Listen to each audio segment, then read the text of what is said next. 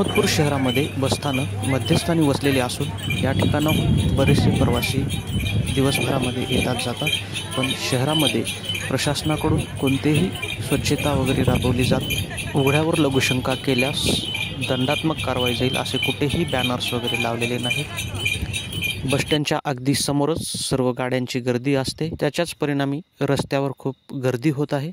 Police प्रशासनाकडूनही याच्या गाड्यांवरती कोणतीही कारवाई केली जात नाही। आय लव्ह यू अहमदपूरच्या ठिकाणी आता आय हेट यू अहमदपूर महिन्याची जनतेवर वेळ आलेली आहे। आपण हे दृश्य पाहत आहात, सर्वत्र प्रवासी उघड्यावरती लघुशंका करत आहेत। या ठिकाणी प्रशासन आता तरी डोळे उघडून कारवाई करेल का, जेणेकरून अस्वच्छतेला कुठेतरी तगादा लावला जाईल आणि स्वच्छता टिकून राहील। आणि ह्या महाशयाने तर कमालच केली आहे, चक्क मुख्यमंत्र्याच्या बॅनरसमोरच लघुशंका करत आहेत। अशा ठिकाणी प्रशासन बॅनर लावते तरी कशाला, करूयात सविस्तर चर्चा दुकानदारांशी। आपण पाहतात मराठवाडा लाईव्ह न्यूज आवाज जनतेचा, मी नागेश लांजे। आपण अहमदपूर येथे बसस्टँडमध्ये आलेलो आहोत। दिवसभरामध्ये खूप सारे लोक येतात जातात आणि या ठिकाणी शिक्षण क्षेत्राची पंढरी म्हणून अहमदपूरला ओळखलं जातं, पण या बसस्टँडमध्ये सर्वत्र पाहिलं तर दुर्गंधी आणि लघुशंका करण्यास सर्व प्रवासी उतरतात व उघड्यावरती लघुशंका होते। या ठिकाणी आपल्यासोबत सर्व मंडळी आहे, त्यासोबत दुकानदार पण आहेत। भैया, इथं लघुशंका ओपनवर केली जाते, इथं प्रशासनाकडून कोणताही पर्यायी मार्ग काढलेला नाही, काय त्रास काय होतो तुम्हाला दिवसभरामध्ये? खूप त्रास होतो सर।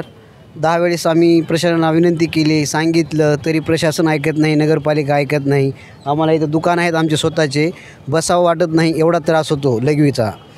लेडीज इथे, विद्यार्थी आहेत, लहान मुलं आहेत, खूप त्रास होतो तरी कोणीही ऐकत नाही। कोणी महिला वगैरे असा सगळं ओपन पेस आहे तरी लोक इथं उघड्यावरती लघुशंका करतात। स्टॉप आहे, हे बस स्टँड आहे, आता इथं आपण थांबलोत ना, हे जस्ट इथं पाठीमागे लगेच लगवा करतात। लेडीज कशी म्हणजे नगरपालिकेकडून कोणतीही व्यवस्था होत नाही, त्याच्यामुळे यावर ठोस पर्याय निघत नाही। प्रशासनासोबत एसटी महामंडळाने या ठिकाणी त्यांनी पर्यायी मार्ग शोधून स्वच्छतेकडे लक्ष दिलं पाहिजे। रहदारी असेल, त्यानंतर बॅनरबाजी असेल, सगळी म्हणजे ज्या ठिकाणी प्रदूषणाला वाव भेटते खूप सारे रस्त्यावरती लागतात। आपलं काय म्हणणं आहे, काय सांगाल तुम्ही? आमचं एवढंच म्हणणं आहे किंवा या ठिकाणी ते सर्व घाण आहे हे घाण निघून जावं, एक मुतारी आहे।